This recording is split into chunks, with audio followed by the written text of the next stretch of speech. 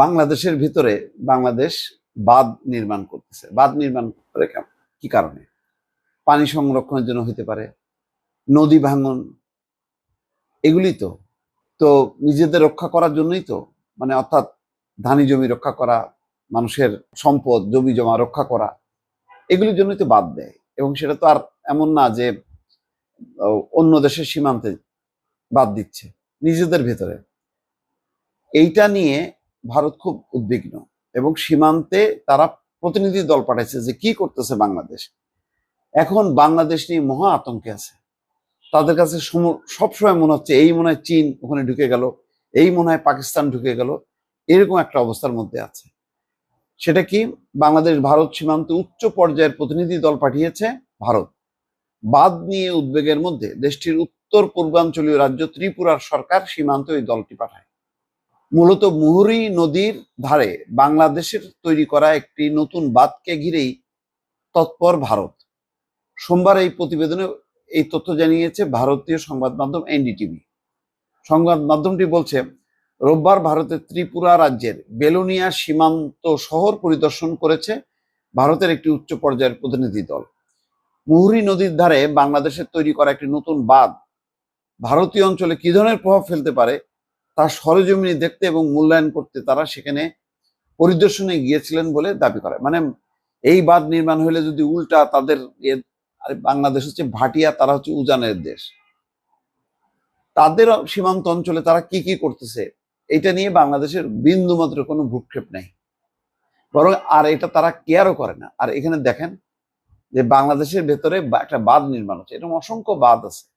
তাদের এক মানে ভয় ঢুকে গেছে, ওরে বাবারে বাঁধ নির্মাণ করে না জানি কি অবস্থা তৈরি করছে। প্রতিনিধি দলের নেতৃত্বে ছিলেন ত্রিপুরা রাজ্যের গণপূর্ত বিভাগের সচিব কিরণ গিট্টে। তিনি বিলোনিয়া শহর এবং আশেপাশের সীমান্ত এলাকাগুলো ঘুরে দেখেন, স্থানীয় বাসিন্দা এবং জনপ্রতিনিধিদের সঙ্গে বৈঠক করেন। বেলোনিয়া পৌরসভার চেয়ারম্যানও ওই বৈঠকে উপস্থিত ছিলেন। পরিদর্শনের পর কিরণ গাট্টে জানান, দক্ষিণ ত্রিপুরা সদর বেলোনিয়া এবং আশেপাশের গ্রামগুলোকে সুরক্ষা দিতে ভারত সরকার নিজেও বাঁধ নির্মাণ এবং অন্যান্য প্রতিরক্ষামূলক ব্যবস্থা গ্রহণ করেছে। তিনি বলেন, চলতি বছরের জুন মাসের মধ্যেই মেরামত এবং নির্মাণের সব কাজ শেষ হবে। কাজ চলবে 24 ঘন্টা। কর, তোদের ভেতরে তোরা যা খুশি কর, বাংলাদেশের ভেতরে বাঁধ নিয়ে তোমাদের এত মাথা ব্যথা কেন?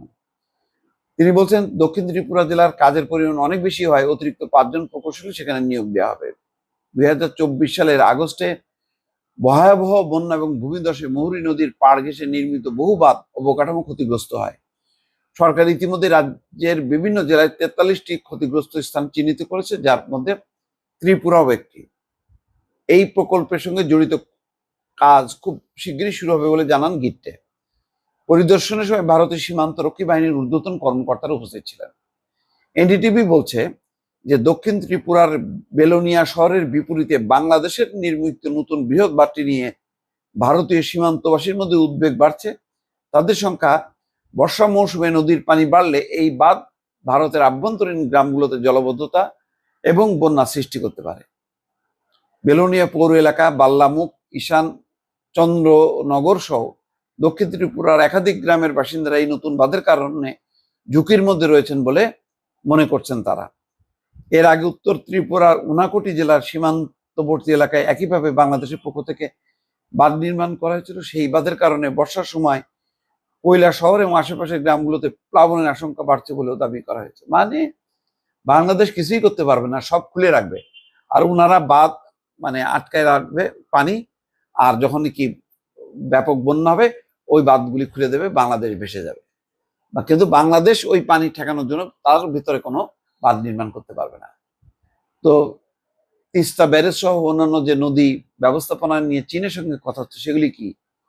সেইগুলি হলো যে ওই যে তোমরা যে উজানের পানি ছেড়ে দাও, ওটা যাতে বাংলাদেশ প্লাবিত না হয় সেই জন্য নদী ব্যবস্থাপনা, বাঁধ, ব্যারেজ অনেক কিছুর পরিকল্পনা করা হচ্ছে। এটা স্বাধীন সার্বভৌম দেশ হিসাবে বাংলাদেশ এটা করতে পারে, কিন্তু ভারতের মনে হয় এগুলি মেনে নিতে খুব কষ্ট হচ্ছে। দর্শক, ভালো থাকবেন। আল্লাহ হাফেজ।